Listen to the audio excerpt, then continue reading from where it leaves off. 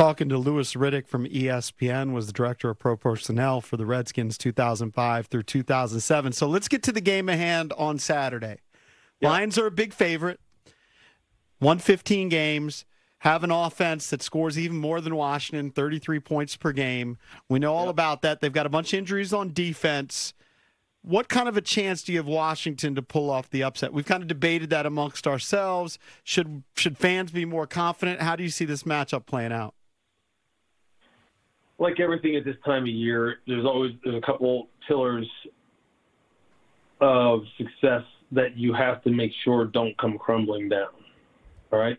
One, you have to win the line of scrimmage. Two, you have to win the turnover battle. Three, you have to produce some explosives at some point. Those are the things that Detroit does. They win the line of scrimmage battle consistently on the offensive side of the ball. They are physical, tough, and nasty. Super nasty. Defensively, they try to overwhelm you. Look, Aaron Glenn loves to play a lot of man-to-man. You saw what he did to Sam Darnold, right? Mm-hmm.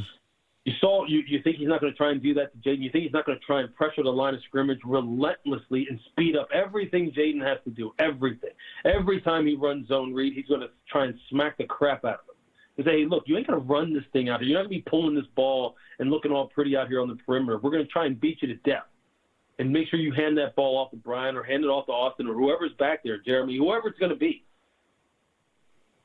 So what they're going to have to wind up doing, look, the offensive line at some point is going to have to be able to hold up against what is going to be relentless pressure in a super, super, super hostile environment.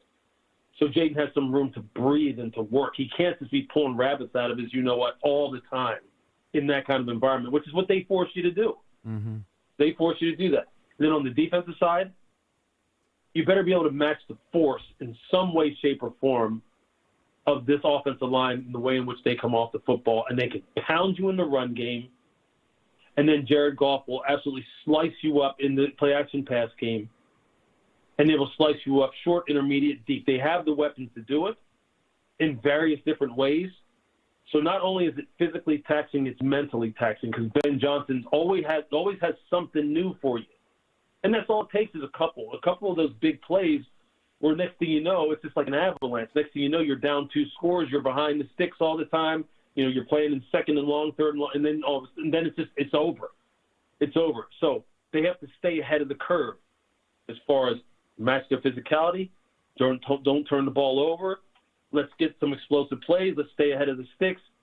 And because if you don't in Detroit, you know that they're going to constantly just put relentless pressure on you. They're going to go for it on every freaking fourth down. You're never going to be able to breathe.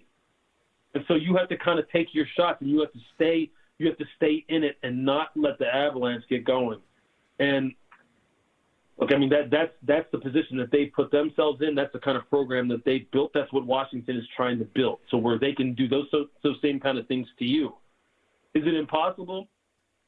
Is it an impossible task to beat Detroit? No, which is kind of wild to say because right now, I mean, think about that. Think about how Dan Campbell from 2023 until now, to the end of 2023 when they knocked Green Bay out of the playoffs till now, they are now considered the kind of almost like a standard. Like you measure yourself against Detroit now. That's wild. It's a different era.